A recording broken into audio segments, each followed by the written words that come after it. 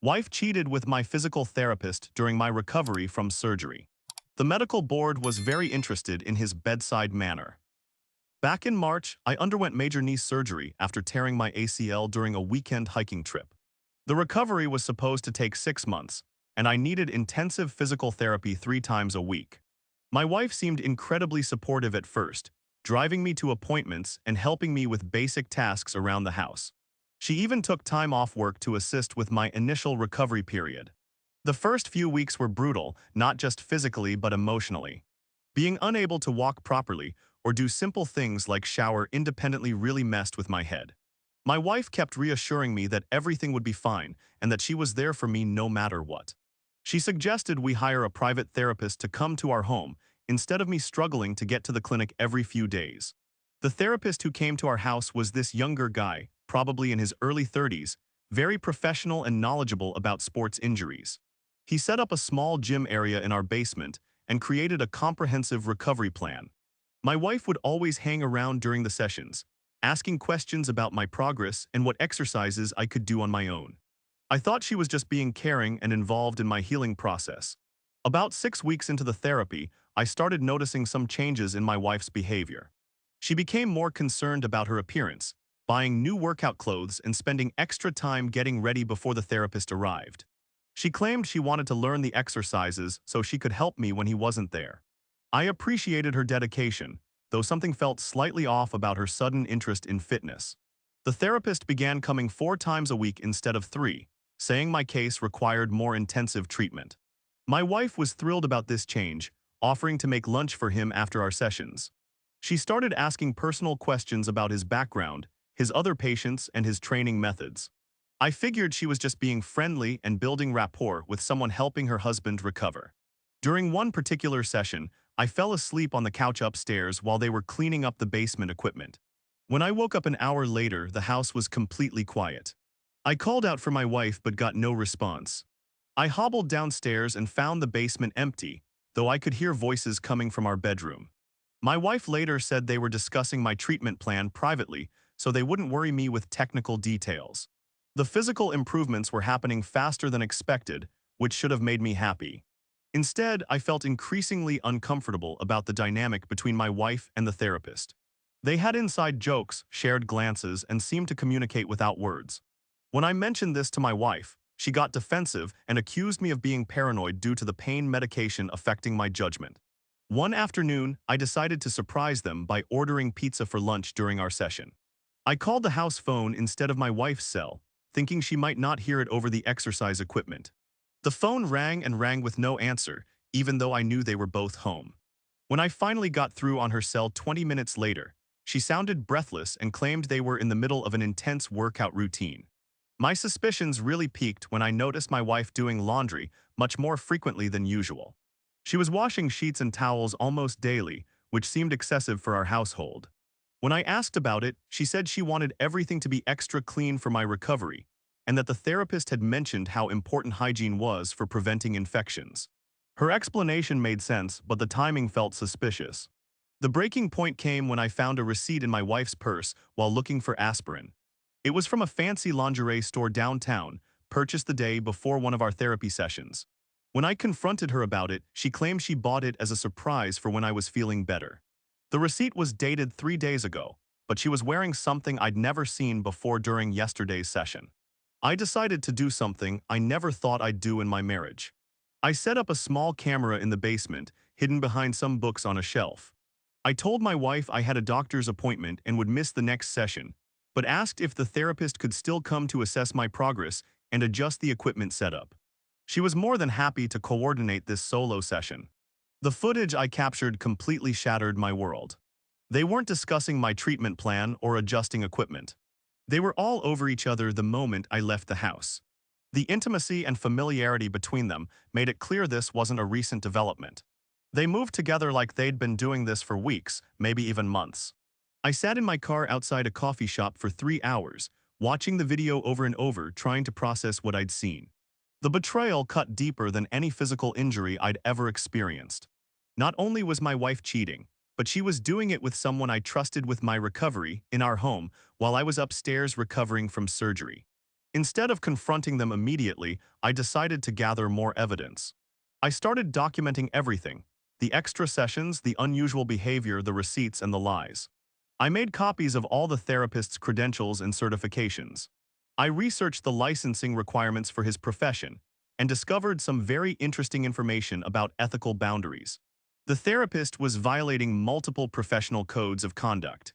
Having an intimate relationship with a patient's spouse, especially while treating the patient in their home, was a serious breach of professional ethics. I learned that the state medical board took these violations very seriously, particularly when they involved vulnerable patients and abuse of professional trust. I consulted with a lawyer who specialized in both divorce and professional misconduct cases. He was fascinated by the situation and explained that I had grounds for both divorce proceedings and a formal complaint against the therapist's license. The lawyer suggested we build an even stronger case before taking any action. Over the next 2 weeks, I continued documenting everything while pretending to be oblivious. I installed additional cameras and started recording phone conversations where legally permitted. The evidence kept mounting, and their behavior became increasingly brazen. They were taking longer breaks, having more frequent sessions, and my wife was becoming careless about covering her tracks. The therapist started bringing expensive coffee and pastries to our sessions, claiming they were samples from a cafe near his office. My wife would light candles in the basement, supposedly for aromatherapy to help with my recovery. They had created this elaborate fantasy that they were helping me while conducting their affair literally underneath my nose. During one session, I pretended to take a nap upstairs, but actually snuck out through the front door and walked around to the basement window. What I saw through the small ground-level window was worse than anything I'd captured on camera. They were completely comfortable, relaxed, and clearly in love with each other. This wasn't just physical, they had developed real feelings. The emotional impact was devastating, but it also strengthened my resolve to make them both pay for what they'd done. I scheduled a meeting with the state medical board and presented my evidence. The investigator was shocked by the blatant nature of the violations and assured me they would launch a full investigation immediately. I also filed for divorce and requested that my wife be held responsible for the costs of my therapy sessions, since she had essentially stolen services that were supposed to be for my medical recovery. The lawyer was confident we could make a strong case for both financial restitution and emotional damages. The confrontation happened on a Tuesday morning during what was supposed to be my regular session. Instead of pretending to nap, I came downstairs with a folder full of evidence and found them in a compromising position on the exercise mat. The looks on their faces when they saw me standing there with printed photos and legal documents was almost worth the months of pain and betrayal. I handed the therapist a copy of the complaint I'd filed with the medical board and told him he had exactly 5 minutes to get out of my house before I called the police. My wife tried to explain, to apologize, to justify what they'd done, but I was done listening to lies. I told her she had until the end of the week to find somewhere else to live. The therapist lost his license within 3 months. The investigation revealed that I wasn't his first victim. He had a pattern of targeting vulnerable patients and their families. 2 other women came forward with similar stories after news of the investigation spread through the professional community. His career was completely destroyed, and he faced significant financial penalties. My wife tried to salvage our marriage, claiming it was just a mistake and that she still loved me. She ended her relationship with the therapist immediately and begged for forgiveness. But the trust was completely broken, and I couldn't imagine ever feeling secure with her again. The divorce was finalized 8 months later. The settlement was very favorable to me, partly because of the evidence I'd gathered and partly because her lawyer advised her not to fight too hard given the circumstances. I kept the house, and she was responsible for paying my legal fees and the costs of my therapy sessions. She also had to pay additional compensation for the emotional distress caused by the affair. The most satisfying part came when I received a letter from the medical board informing me that my complaint had resulted in changes to their oversight procedures. They implemented new guidelines about treating patients in their homes and required additional training about professional boundaries. Other patients would be protected from similar situations in the future. My physical recovery actually improved significantly once I started working with a new therapist at a proper clinic. Without the emotional stress of the affair happening in my home, I could focus entirely on healing. The knee surgery was ultimately successful, and I regained full mobility within the expected timeframe. Looking back, I realized there were warning signs I should have recognized earlier. The extra sessions, the changed behavior, the increased attention to appearance, and the defensive reactions when I asked questions. But I was vulnerable and trusting, focused on my recovery and grateful for what I thought was my wife's support.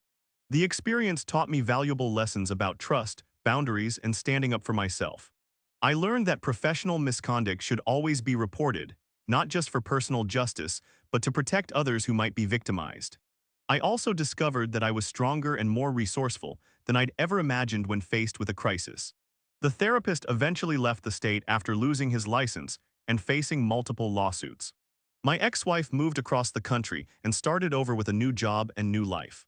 I heard through mutual friends that she struggled with the consequences of her actions for a long time, losing not just her marriage, but also the respect of friends and family who learned about the affair. I'm in a much better place now, both physically and emotionally.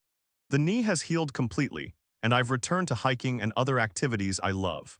I've started dating again, though I'm much more cautious about trust and communication. The experience made me realize how important it is to address problems directly rather than ignoring warning signs. Sometimes I wonder if I should have confronted them sooner, but I'm glad I took the time to gather evidence and build a strong case. The outcome was much better because I approached it strategically rather than emotionally. Both the therapist and my ex-wife faced real consequences for their actions, and I was able to move forward with my life on solid ground. The whole situation lasted about 6 months from start to finish, but it changed my perspective on relationships, trust, and personal resilience. I learned that recovery isn't just about physical healing. It's about emotional strength and the ability to rebuild when life throws you unexpected challenges.